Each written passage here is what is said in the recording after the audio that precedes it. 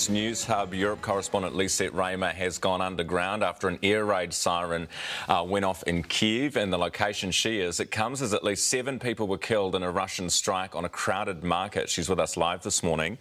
Lisette, you're back above ground now. What was that about? Here we are, Ryan. This is not totally abnormal. It's very common, although it is the first one we've had today since they finished earlier this morning. So they do tend to ramp up in the evening. You get the air raid sirens and you take cover as a precaution. And we've seen just how important that has been this week with the intensity of the missiles that are hitting all over the country and back in Kyiv as well. But we've had the all clear, and that's why we are back up here again out on the balcony and feeling relatively safe. But you do really brace for it in the evenings. Last night we were up, I think there were 4 or 5 from 1:30 in the morning onwards, so they do really ramp up in the evenings. What can you tell us about this latest strike on a market in the country's east? Yes, this is in the Far East, Ryan, so not overly surprising that that intense area of fighting continues to be a focus for Russia. It's where a lot of the frontline activity is happening. This strike on the market, though, incredibly devastating. At least 7 people dead and at least 8 others injured. So that information's still emerging. It's in an area that has very difficult connectivity.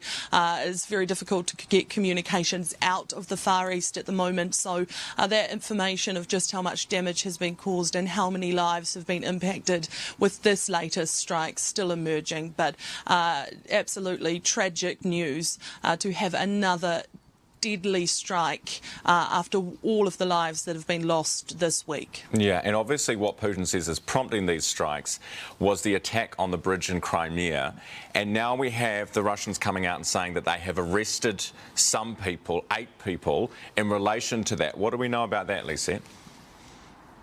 Yes, so 8 arrests were announced today by Russia. 5 of those are actually Russian citizens. 3 of them are Ukrainian and Armenian. So, as always, Ukraine continues to deny any of involvement. Russia has accused them of a terrorist attack on Russian territory and has put the blame squarely on Ukraine's shoulders. But even now, even with these latest arrests, Ukraine continue to say that this is Putin just playing into a fake narrative and trying to create a story where there is none. Not to say that a lot of Ukrainians are not still celebrating that victory in their eyes of seeing that prized bridge of Putin's fall as it did the other day in the explosion. There were a lot of happy people here to see that Putin would be hurting in some way, seeing that direct link between annexed territory of Crimea and Russia cut off, even though it was just temporary. Yeah, absolutely. Tell us about a story that you'll be covering for Newshub Live at 6 tonight about a Kiwi who's working on demining in Ukraine.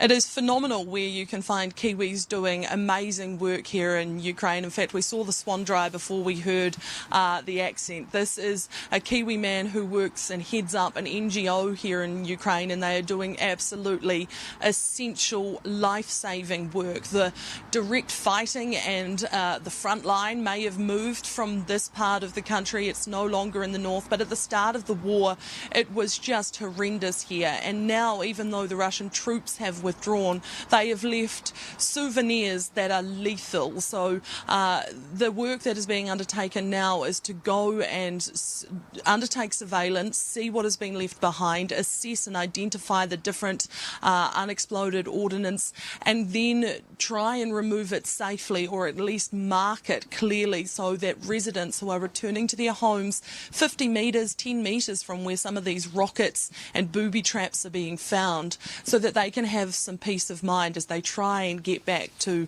their normal routines and their normal lives. But as you say, we will have that full story on Newshub this evening. Incredible work from a Kiwi who has left his family, his wives, his children, his wife, his children and his mother, who desperately all want him to come back home to Christchurch, but he is here doing very important work. Yeah, absolutely essential, as you say. Newshub Europe correspondent Lisette Raymer in Kyiv, the Ukrainian capital, for us this morning.